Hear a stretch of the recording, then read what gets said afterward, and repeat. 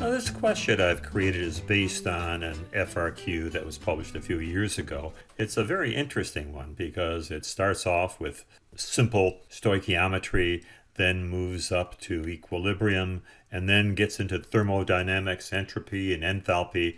Let's start with this one. They say they have equal amounts of UO2Cl2. It's uranyl chloride, which is a very interesting compound. We'll go to the ion that it starts off with, one that you don't have to memorize, the uranyl ion. These transition metals have all sorts of orbitals, D's and F's, and the regular Lewis-Dot structure doesn't work for it. Here's the model of this uranium with two oxygens. And if you look at the bonds here, you say 1, 2, 3, 4, 5, 6. This central atom has 6 pairs of shared electrons. Now, 6 times 2, that gives us 12 electrons. This is certainly beyond an octet. And the reason it can do that is because it's got F orbitals. And here's a picture of an F orbital. They're pretty exotic. The explanation that they give for this includes 7 S, 5 Fs, and 6 D electrons. This is an interesting compound because it's used a lot in nuclear fuel processing. The compounds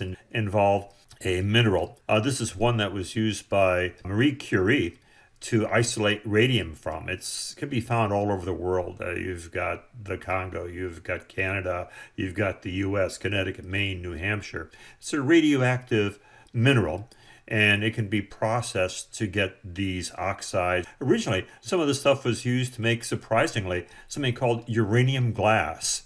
If you dissolve these uranyl oxides into glass, you get a beautiful light green. That green is interesting because it's accentuated when you've got ultraviolet light. Here's a bunch of glassware that has a UV light behind it, and the UV excites the electrons, and they drop down, and then they give this beautiful green. Here's underneath ultraviolet light, so you can see that is happening as the ultraviolets changed into visible. This is what it looks like in regular light. If people go to garage sales hunting these, because these go back to the 40s, they stopped making this uranium glass during World War II because they needed the uranyl compounds to make the atomic bomb. The product that we have in that reaction is pretty exotic too. It's a U3O8. They give it the name triuranium oxide because you can't really use the Roman numeral system for this, because if you check out the charges, if you have oxygen with a -2, that gives us a -16, and then you'd have your uranium here, or 3, and 3 doesn't go into 16 very easily. They call it the triuranium octoxide. With that high of an oxidation number, it's most likely a covalent compound. Here's one of the choices for names, which is 5,6 oxide, because it's a fraction between that. And its official name is pitchblende. It's interesting because it's quite stable, and if you want to lock away uranium compounds that's left over in nuclear reactors, this is one of the choices. Also, you can use it to make a gas that is used for enriching nuclear fuel.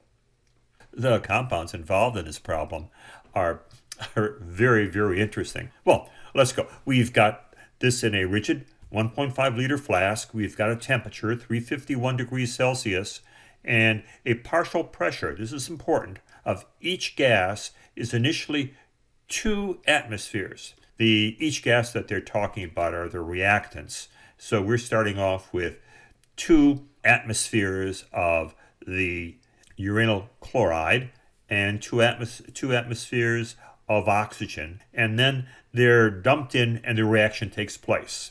So we're going to be making this solid and chlorine gas. Here they say when the system reaches equilibrium, okay, here we go, equilibrium, the partial pressure of the chlorine is 1.866. So I've made a ice chart. I mean, this is something that's critical. When you've got a complex problem like this is an FRQ, you've got 24 minutes to answer it. You need to keep things organized. And we have this 1.866 atmospheres. In an ice chart, as soon as we have 2 in any one column, you can find the third, because the initial plus the change will give you the change. Now, once you have the change, the really powerful thing of an ice chart is that everything here follows the stoichiometry of these coefficients. So if we have a 3 here and a 3 here, we're going to have the same number. And of course, in this case, we're losing the uranyl chloride and gaining the chlorine. This has a coefficient of 1, so it's going to be less than the 3. It's going to be 1/3 of that. So if you were to end up taking 1/3 of 1.866, you'd come up with the change that occurs in oxygen, and also it would be this solid. But we're talking about equilibrium in solids we don't typically worry about. So it says calculate the pressure of the oxygen at equilibrium at 351 degrees Celsius. Well, it's just a matter of subtracting. In fact, we can get all of these values. This is going to be a nice subtraction. The 2 minus 1.866. So we see that our reactant has been diminished to end up making chlorine. These numbers follow the coefficients, but because we started with 0 chlorine, we've got that added. And because we started with 2 of these, we have a little bit of this left. Let me get my calculator out. Let's just start with our 1.866 so I make sure that my answer is a correct one. And of course, 3 to 1, we divide by 3 because we're going to have 1/3 as much oxygen used up as chlorine that's made. So we'll get our enter, and indeed that's our 0.66. We take 2 and subtract that from our initial, and we'll get what we have. We calculate the partial pressure of the oxygen. Now you'd show that addition and subtraction or your ice chart on your FRQ. The FRQs used to be just a set of lines that came after the question. The new FRQs have spaces so you can show your work actually between each part of the question. That's very nice and convenient. So good, we've got 1 point, and on an FRQ, as long as this we typically have 10, this is a good start. Now it says calculate the value of the equilibrium constant, the Kp. This is for pressure for the system at 351 degrees Celsius. Now I had this problem, and the original one didn't, but many do.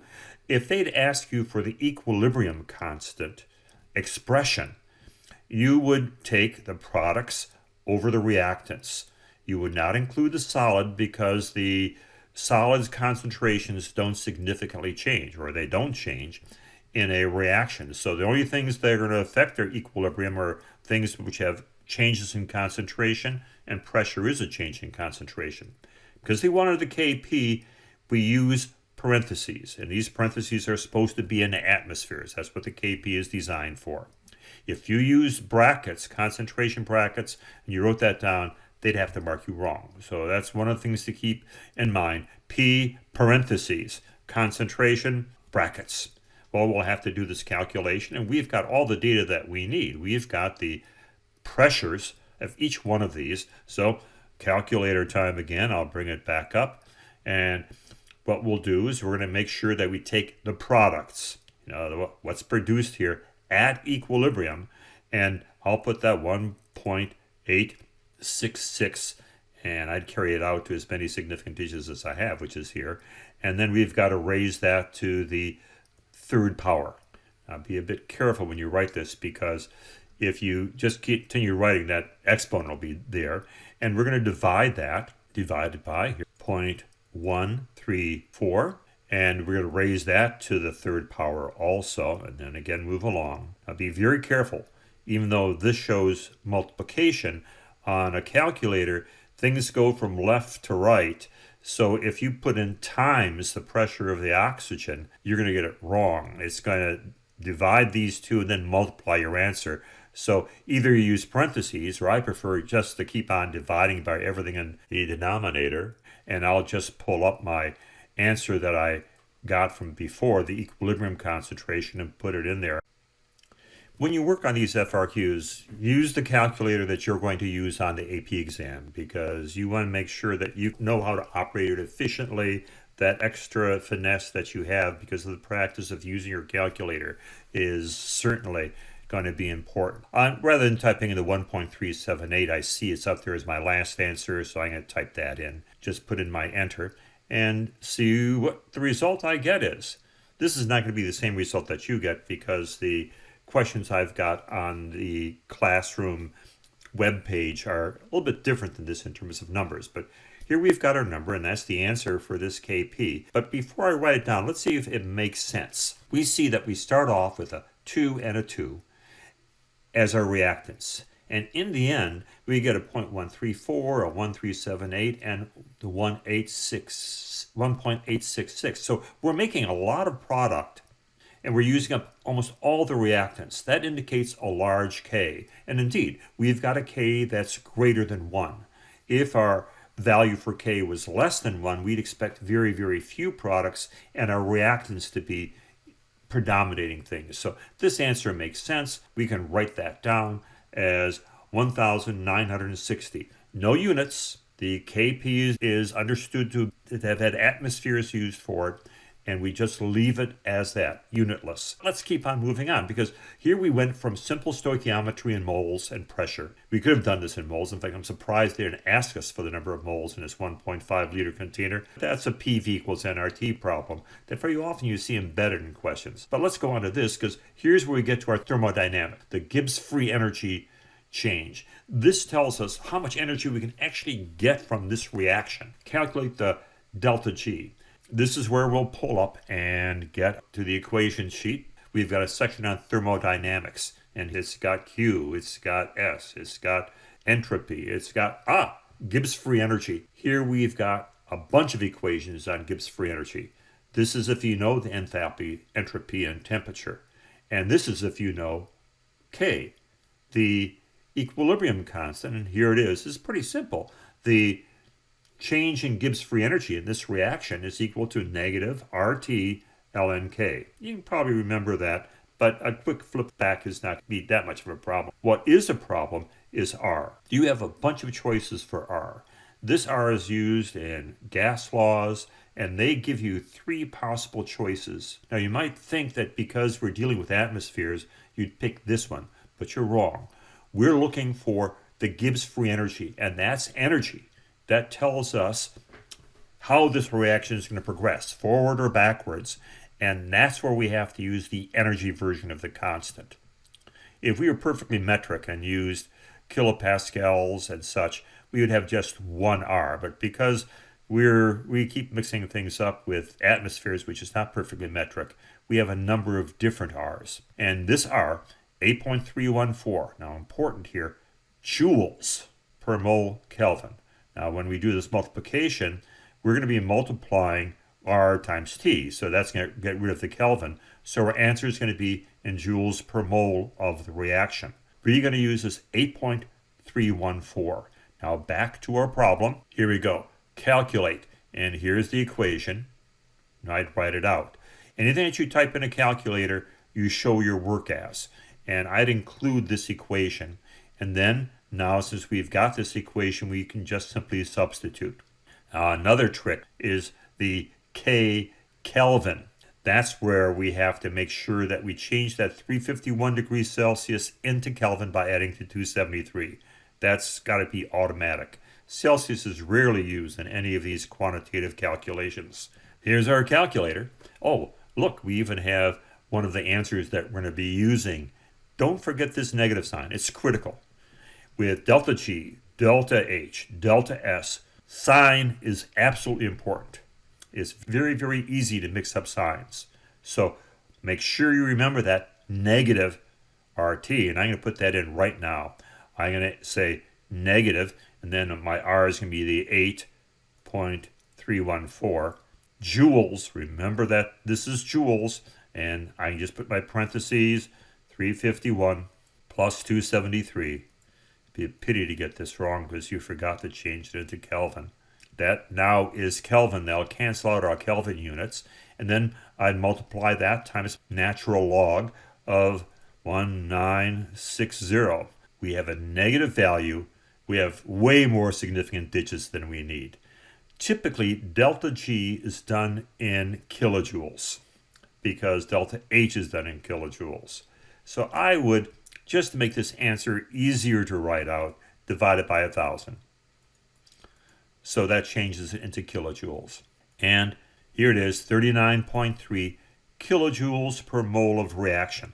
You have to have this kilojoules, or if you had joules, joules. If you gave this answer without units, you'd be wrong.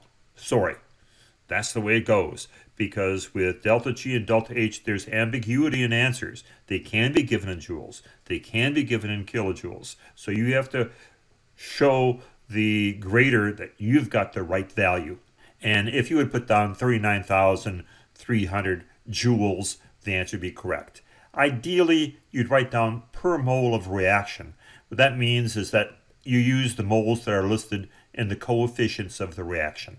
In other words, this is going to be the 3, the 1. So whatever the reaction is, and that's the one that they gave, these are the number of moles that they have, and that's why they have this subtle RxN underneath there. That's the convention that the AP uses. So important. Show your work. Be careful with R, that you realize that it's joules, that your temperature is Kelvin. You'll probably get 2 points for this, one for the setup and one for the correct answer. Also, something that you should note, this is a negative. That means with a negative reaction, our convention is that this reaction will proceed, that this reaction is going to go forward. If this was a 0, the reaction would stay at equilibrium with 1 molar everything, and if this was a positive, then the reaction would go backwards if we had everything originally at 1 molar. So those are our calculations. We can put our calculator away. Now, that takes care of A, B, C. We'll answer D, E, F in part 2.